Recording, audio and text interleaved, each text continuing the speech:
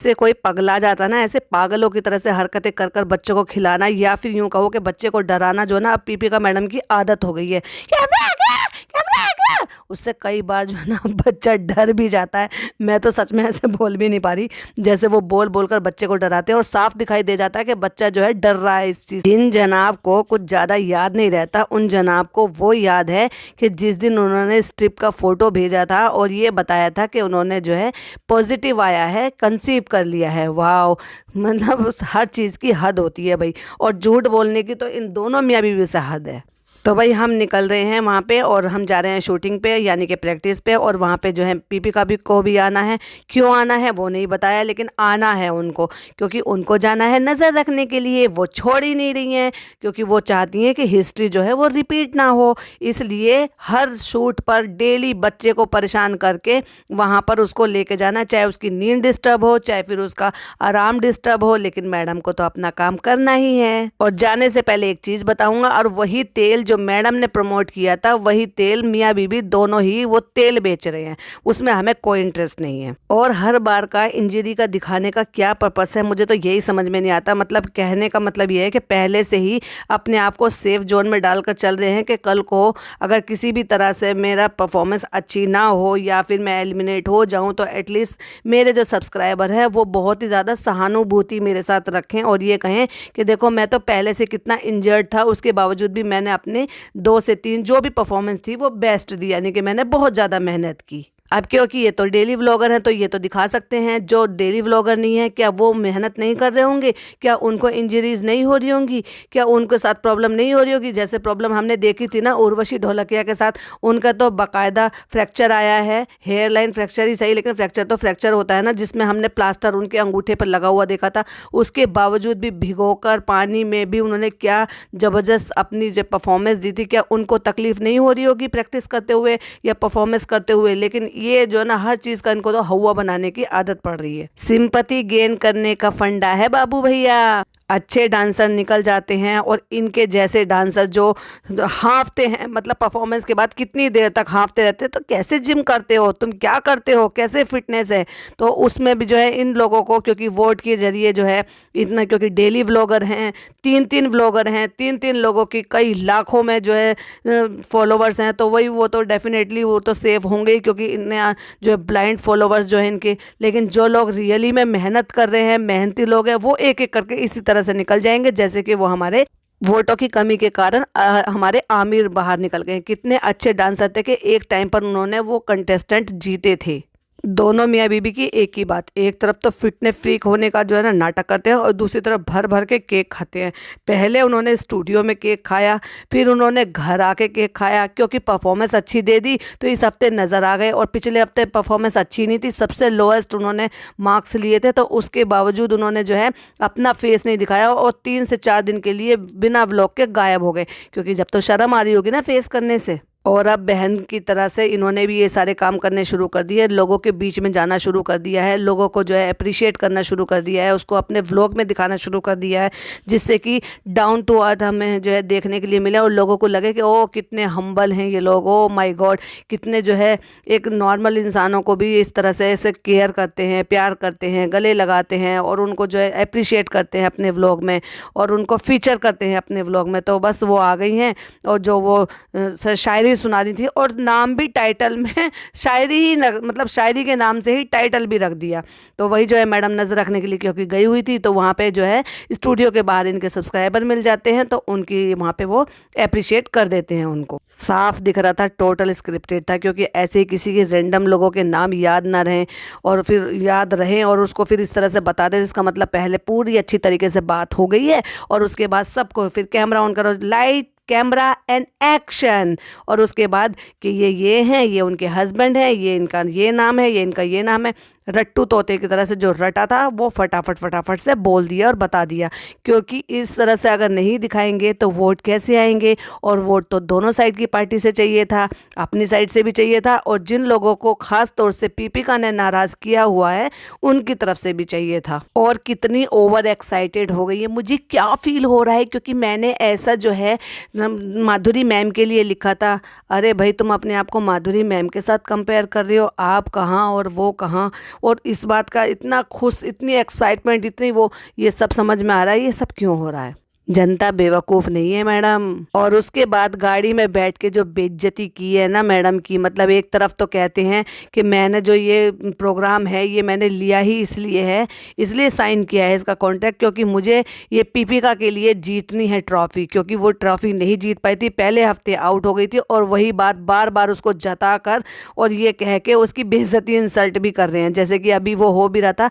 और एम्बेरसिंग के चलते हुए वो मैडम जो है बिना वजह की हंसे चली जा रही थी मुँह पर हाथ रख के, क्योंकि उन्होंने कह दिया था ना कि पहले हफ्ते कोई भी लोअर स्कोरर में आकर कोई भी नहीं आना चाहता है, तो वो पहले हफ्ते ही लोअर स्कोरर में आ गई थी और एलिमिनेट भी हो गई थी। तो एक तरीके से ये इंसल्ट ही है या फिर जताना ही है कि तुम नहीं कर पाई और देखो मैं सेकंड हफ्ते में वही आ गया। और देख रहे हो बच्चा गोद में सो रहा है, मतलब उसकी नींद डिस्टर्ब कर रहे हो आप एक बात बताओ, एक आराम से अपने बिस्तर पे जितनी अच्छी तरीके से बच्चा नींद ले सकता है, क्या वो ट्रैवलिंग में नींद ले सकता है? लगातार आप उसके कान पर बोल रहे हो, उसको सोने नहीं दे रहे हो, और फिर जहाँ पर भी वो स्टूडियो में जो भी प्रैक्टिस वो कर रहे होंगे या जो भी कुछ वो कर रहे होंगे, क्या वहाँ बिना म्यूज़िक के नहीं हो रहा होगा?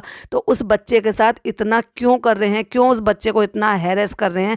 मैं तो यही कहूँगी। और ये किस तरह के माँ बाप हैं, क्यों नहीं ये मना कर देता कि नहीं तुम बच्चे को लेकर यहाँ पर मत आओ, बापता दिखाइए ना, फादरहुड दिखाइए और कहिए कि नहीं बच्चे को लेकर यहाँ मत आओ, क्योंकि यहाँ इतना शोर है, इतनी नॉइज़ है, बच्चे की नींद खराब होगी और पूरा दिन वो डिस्टर्ब होता है, इतने इतने घंटों के लिए घर से बाहर रहेगी, क्यों नहीं तुम इसको लेकर घर पर रहती हो? और क्यों ये माँ नहीं रुकती है, क्योंकि इसको नज़र रखनी है अपने हस्बैंड पे, तो ये उसके लिए बच्चे को परेशान कर रही है।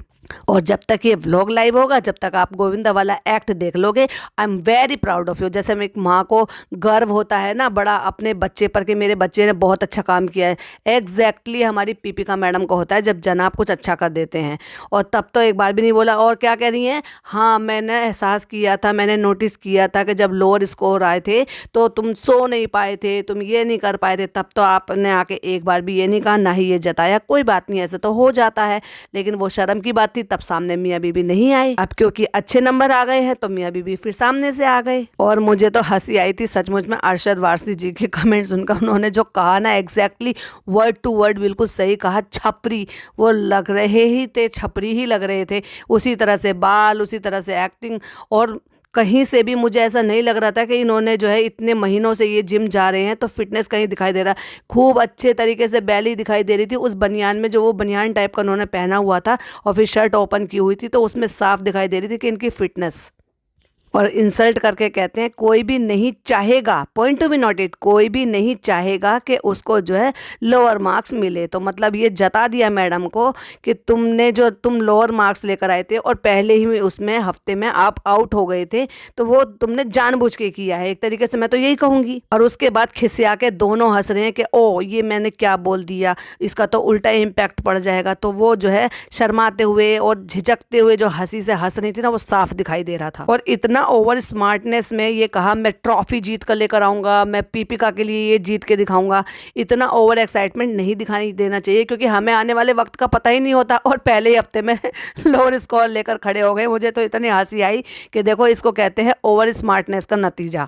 तो जनाब अभी दिल्ली बहुत दूर है, तो इसलिए पहले ही रास्ता न मत नापो। तो मैडम ने भी पलटकर जवाब दे दिया। जैसे ही ये हुआ ना तो मुझे लगा हिस्ट्री रिपीट। सही बात है, तुम्हें तो ये लगेगा ही लगेगा, क्योंकि जब तुम इसमें आए थे, लोअर स्कोरर में आए थे, लेकिन उस टाइम पर तुम व्लॉगर नहीं थे, तुमने लोगों को बेवकूफ़ बनाना नहीं सीखा था। और अब क्या है, तुमने लोगों पे बेवकूफ़ बनाकर छाप डाली हुई है। तो वही वाली बात है ना, तो अच्छे अच्छे जो लोग हैं ना, वो वोट के चलते हुए, वोट ना मिलने के चलते हुए वो निकल जाएंगे।